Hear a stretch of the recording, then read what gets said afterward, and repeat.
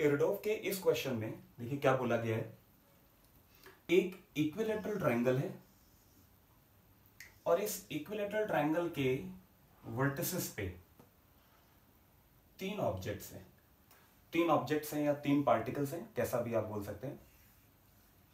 तो अब ये तीनों के तीनों एक दूसरे की तरफ, एक दूसरे का मतलब है ये हमेशा वर्टेक्स की तरफ नहीं, ये हमेशा इसकी तरफ, ये हमेशा इसकी तरफ और ये हमेशा इसकी तरफ देखकर चलेगा।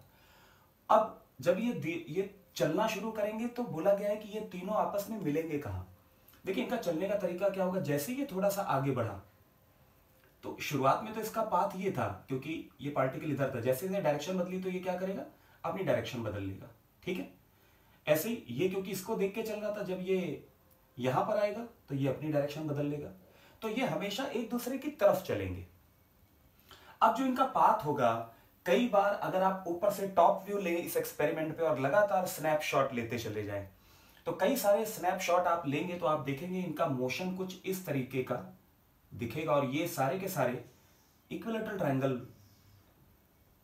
के सेंट्रॉइड पर आके मिलेंगे।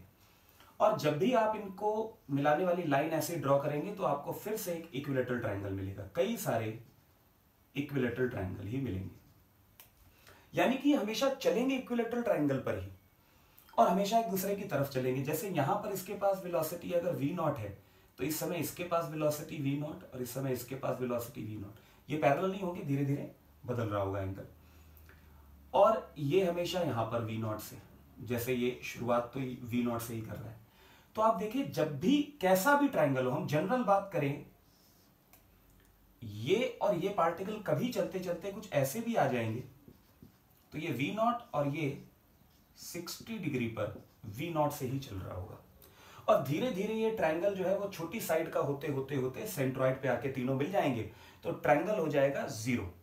जीरो का मतलब सारी डायमेंशन जीरो, पॉइंट बन जाएगा, सारे के सारे पार्टिकल वहीं पहुंच गए। तो पूरी जर्नी में मोशन एक ट्रायंगल की साइड पर ही हो रहा है और वो धीरे धीरे ट्रायंगल की साइड छोटी होती चली जा रही है। तो उस ट्रायंगल की साइड जो है उसके अलोंग मोशन नहीं बदल रहा है, ट्रायंगल्स बदल रहे हैं, साइड का ओरिएंटेशन बदलता जा रहा है, दूरी कम होती चली जा रही है, लेकिन बन हमेशा रहा है इक्विलैटरल ट्रायंगल। तो पहले इक्विलैटरल ट्रायंगल की साइड थी ए। आप एक बार पता करें कि इस डिस्टेंस को दोनों लोग कितनी वेलोसिटी से कम कर रहे हैं, जिसे बोलते हैं वेलोसिटी ऑफ अप्रोच। तो लाइन पर जो वेलोसिटी होगी, आप उसका कंपोनेंट यहां देखें, v0 cos 60, ये आ जाएगा v0/2। तो रिलेटिव वेलोसिटी जो होगी, जिसे हम बोलेंगे velocity of approach, velocity of approach हो जाएगी v0 प्लस v0/2, 3v0/2। ठीक है, ये हो जाएगा। अब लाइन पर ये वेलोसिटी कभी बदलेगी नहीं शुरुआत में और किसी जनरल टाइम पर, तो यही वेलोसिटी ऑफ अप्रोच है जो दोनों के बीच के डिस्टेंस कम कर रही है। तो time is equal to distance upon velocity of approach, ये हो गया आंसर। इस क्वेश्चन को भी हमने कैसे किया, रिलेटिव वेलोसिटी के अप्रोच से।